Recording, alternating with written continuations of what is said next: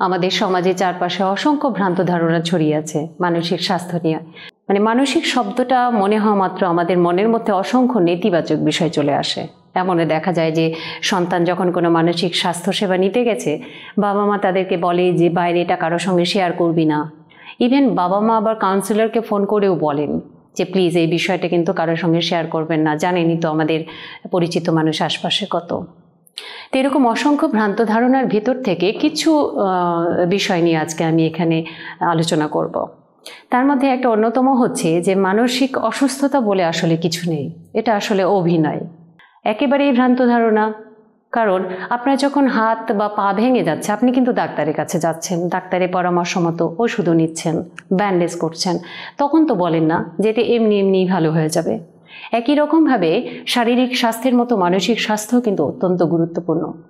মন ভালো না থাকলে যেমন শরীর ভালো থাকে না, তেমন শরীর ভালো না থাকলে কিন্তু মন ভালো থাকে না। দ্বিতীয়ত, যে মানসিক স্বাস্থ্য সমস্যার আসলে কোনো চিকিৎসা নেই, এটাও একটা বড় ধরনের ভ্রান্ত ধারণা। অনেক সময় আমাদের মানসিক স্বাস্থ্য সংক্রান্ত যে বিষয়গুলো, সেই সম্পর্কে অনেকের আসলে স্পষ্ট কোনো ধারণা নেই, তার উপসর্গ সম্পর্কে কোনো ধারণা নেই।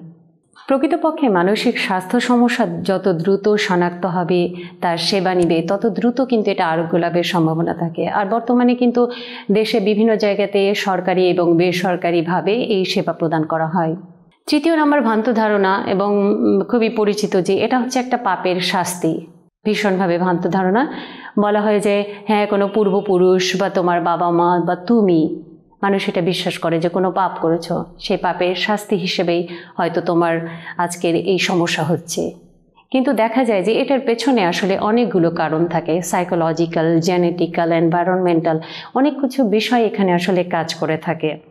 যে মানসিক স্বাস্থ্য সমস্যার পেছনে যে কী কী কারণ আছে, অনেকগুলো বিষয় এখন আবিষ্কৃত হয়েছে, এবং অনেকগুলো বিষয় কিন্তু এখনও আবিষ্কৃত হয়ে ওঠে নাই।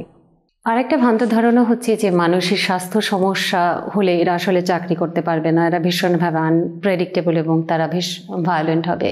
কিন্তু দেখা গেছে যে যারা মানসিক স্বাস্থ্য সংক্রান্ত সমস্যায় ভোগেন, তারা অনেকেই কিন্তু ভালোভাবে চাকরি করছেন। আমরা ধরেই নিই এরা ভীষণভাবে অগোছালো হবে, পরিপাটি হবে না, নোংরা হবে, অথচ ভীষণভাবে পরিপাটি মানুষকেও কিন্তু দেখা যায় যে তারা মানসিক স্বাস্থ্য সমস্যায় ভুগছেন। আরেকটি অন্যতম ভ্রান্ত ধারণার কথা বলতে পারি, যেটা যে শিশুদের আবার মানসিক স্বাস্থ্য কী। শিশুদের মানসিক স্বাস্থ্য নিয়ে আসলে দুশ্চিন্তা করার কিছুই নেই। কিন্তু 2018-19 জাতীয় মানসিক স্বাস্থ্য জরিপ বাংলাদেশের একটি গবেষণায় উঠে এসেছে যে 7 থেকে 17 বছর বয়সের শিশু এবং কিশোর কিশোরীরা 14% মানসিক রোগে আক্রান্ত, যাদের মধ্যে 95%ই কোনো ধরনের মানসিক স্বাস্থ্যসেবা তারা গ্রহণ করে না। এবং অটিজম সহ নানা রকম স্নায়বিক রোগে আক্রান্ত হচ্ছে 5.9%। মেয়েদের তুলনায় ছেলেদের হারই আবার এই ক্ষেত্রে বেশি। আরেকটি গুরুত্বপূর্ণ ভ্রান্ত ধারণা হচ্ছে যে আমার মানসিক স্বাস্থ্য সমস্যা হবে না, এটা তো দুর্বলদের আসলে হয়। বাংলাদেশের 2018-19 জাতীয় মানসিক স্বাস্থ্য ইনস্টিটিউটের যে গবেষণা, সেখানে উঠে এসেছে যে আমাদের দেশের প্রায় 2 কোটি বেশি মানুষ হচ্ছে মানসিক রোগে আক্রান্ত, এবং এদের মধ্যে 92.3% কোনো ধরনের মানসিক স্বাস্থ্যসেবা নেন না। এবং দেখা যায় যে নারীদের তুলনায় পুরুষদের মধ্যে বিষণ্ণতার হার বেশি, এবং এই সংখ্যাটা গ্রামের চেয়ে শহরেই বেশি। একবার মানসিক স্বাস্থ্য সমস্যা হলে আর কিন্তু কোনো রক্ষা নেই, এরকম ভ্রান্ত ধারণা আমাদের সমাজে আছে। কিন্তু দেখা যায় যে যদি প্রাথমিকভাবে এটাকে আইডেন্টিফাই করা যায়, তাহলে অনেক ক্ষেত্রে তা পুরোপুরি সেরে যায়। মানসিক রোগ কখনো ঠিক হবে না, ও তো একটা পাগল, এই ট্রিটমেন্টে শুধু শুধু টাকা খরচ করা, থেরাপিস্টের কাছে একবার গেলে বারবার যেতে হবে, থেরাপিস্ট আর কী বা করে, শুধু শোনে। এই সবই কিন্তু ভ্রান্ত ধারণা। এমন অসংখ্য ভ্রান্ত ধারণা আমাদের সমাজের চারপাশে ছড়িয়ে আছে, এবং শুধু তা গ্রামে না, শহরে সমানভাবে বিরাজমান।